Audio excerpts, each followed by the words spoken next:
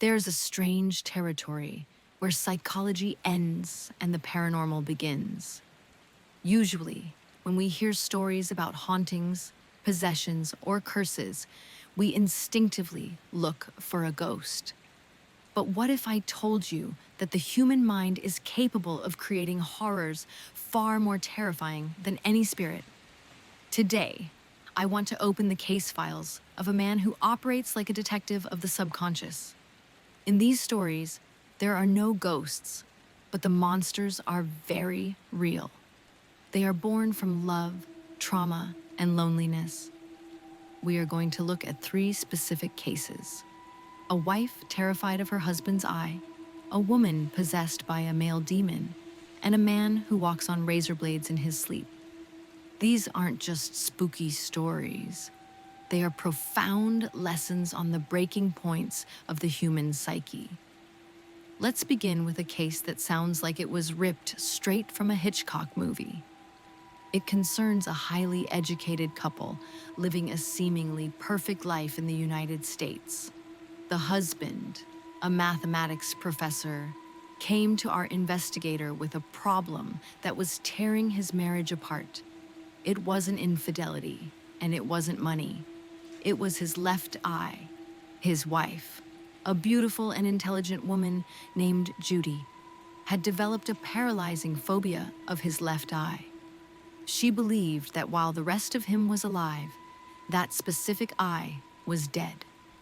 She claimed that at night, when he was fast asleep, that single eye remained open, watching her with a cold, lifeless stare. It wasn't just a quirky annoyance. It was pure, unadulterated terror.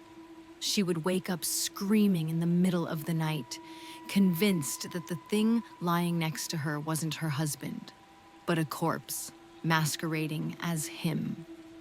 The professor was desperate. He had gone to ophthalmologists. He had undergone medical tests, and he had proven time and again that his eye was perfectly healthy. But logic doesn't work on phobias. The wife's condition deteriorated. She stopped sleeping. She began to view him with suspicion, and the marriage was on the brink of collapse.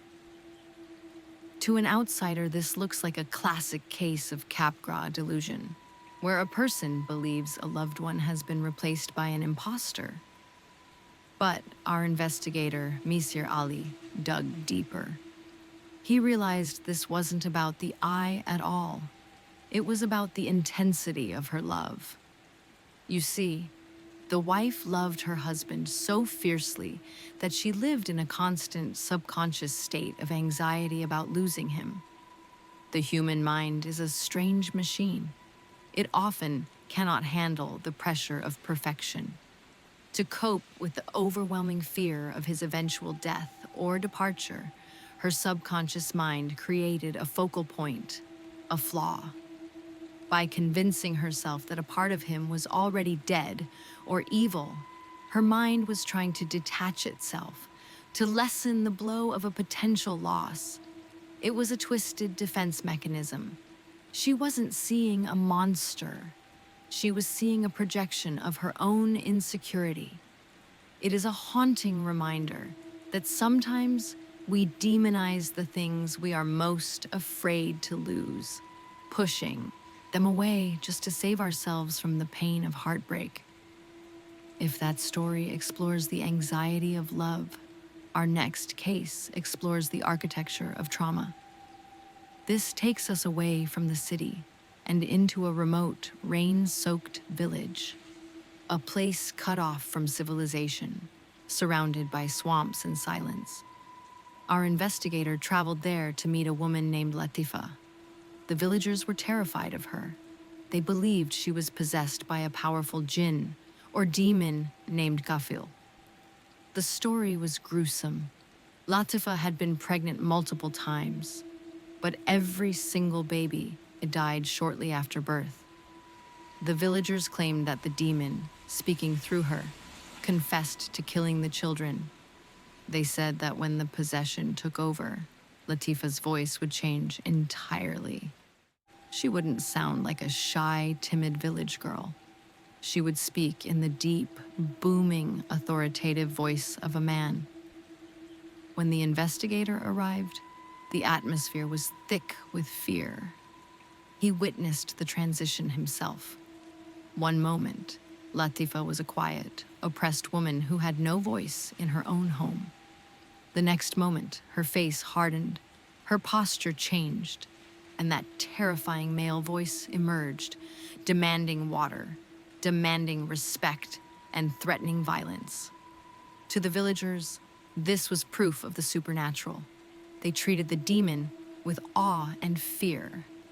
But what was really happening? This is a textbook, albeit extreme, example of dissociative identity disorder, coupled with a tragic psychological state known as Munchausen syndrome by proxy. Latifa was a woman with zero power. In her society, she was invisible, ignored by her husband and her in-laws. She had no way to express her rage or her needs, so her mind fractured. She created Kafil. Kafil wasn't a demon, he was her protector. As a man, Kafil could demand food, attention, and fear, things Latifa was never allowed to have. The tragedy, however, is the cost of this survival. The demon had to remain the center of attention, and nothing steals attention like a newborn baby. The subconscious drive to maintain the Kafil persona was so strong that it led to the neglect or elimination of her own children. It is a horrific realization. The monster was actually a desperate psychological construct created to survive a life of powerlessness. It forces us to look at how we treat the invisible people in our society and what their minds might do to reclaim a sense of existence. The final case is perhaps the most poetic and the most heartbreaking of them all. It deals with the boundary between our dreams and our physical bodies. We often hear about the placebo effect, where belief heals you. But there is an opposite force called the nocebo effect, where belief can physically harm you. Our investigator met a man who looked exhausted, a man haunted by a recurring nightmare. Every night, for months, this man dreamed he was walking across a vast field, but the field wasn't covered in grass. It was paved with thousands of sharp, vertical razor blades. In the dream, he wasn't alone. He was holding the hand of a beautiful, mysterious girl, and together they would run across this field of blades. The horror wasn't just in the dream, it was in the waking world. When the man woke up, his feet would be burning with pain. Over time, actual scratches and welts began to appear on the soles of his feet, even though he slept in a soft bed. His brain was so convinced of the reality of the dream that it was sending pain signals and perhaps even causing physical reactions, a phenomenon similar to stigmata. The investigator offered a solution that was deceptively simple, rooted in behavioral psychology. He told the man, "Sleep with your shoes on." The logic was that if the brain felt the physical sensation of shoes, it would override the dream's narrative. The man would know, even in his sleep, that the razor blades couldn't hurt him. It worked. The man slept with shoes, and the pain stopped.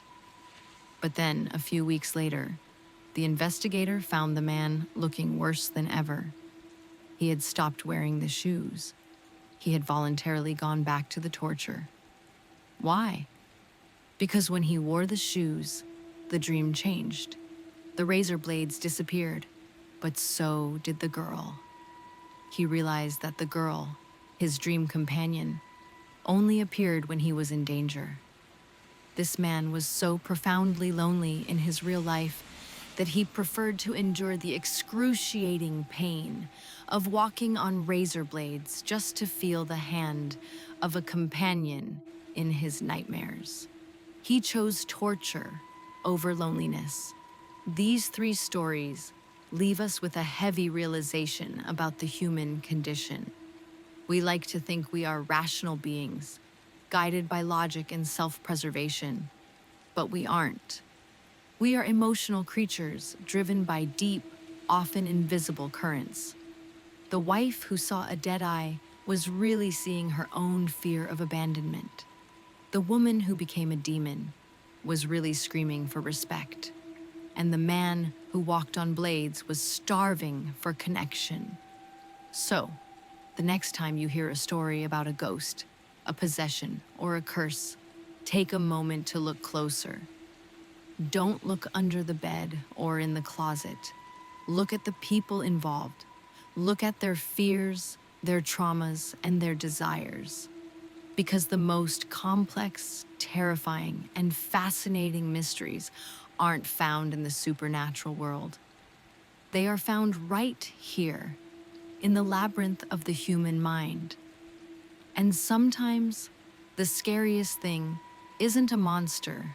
It's the lengths we will go to just to feel safe, to feel powerful, or to feel loved.